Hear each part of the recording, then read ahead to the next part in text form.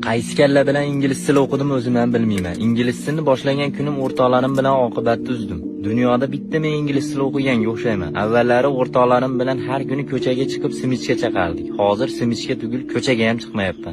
Kursga borishimdan oldin o'rtoqlarim bilan faqat o'zbekcha gaplashardik. Eng qizig'i o'zbekchani ham ja yaxshi bilmayman, ammo hozir o'rtoqlarim bilan Telegramda yozishib qolsak faqat inglizcha yozishaman. Unda ham ja ko'p yozishmayman. Nima gaplar deydi? Okay, thank you deb javob qaytarib qo'yaman. 2 kun ingliz tili o'qiganimdan keyin hamma meni ingliz deb o'ylashdi. Men ham yomon qilaman-da. Har kuni ertalabda turib olib gruppalarga kirib good morning everyone deb xabar yozib qo'yaman. Ammo kimdir inglizcha javob yozib qolsa, sekin indamasdan chiqib ketaveraman. Ko'chaga chiqsam обязательно inglizda yo'q olaman. Tanimagan odam meni ko'rsa, bu bola Amerikada o'qib kelgan yo Amerikada tug'ilib O'zbekistonga ishlagani kelgan deb o'ylashadi.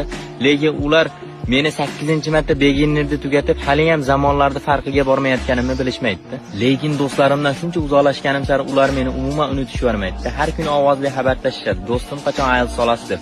Men ham indamasdan yutunib qo'yaveraman. Yana bitta yomoni bor. U kursga birinchi marta borganimda hali dars tugamasdan oldin bitta SMS yozgan. Do'stim Amerikaga vizasiz chiqmadim deb. Men ham yomon qildim. Green card qachon yutsam keyin boraman oshna deb qo'yaverdim.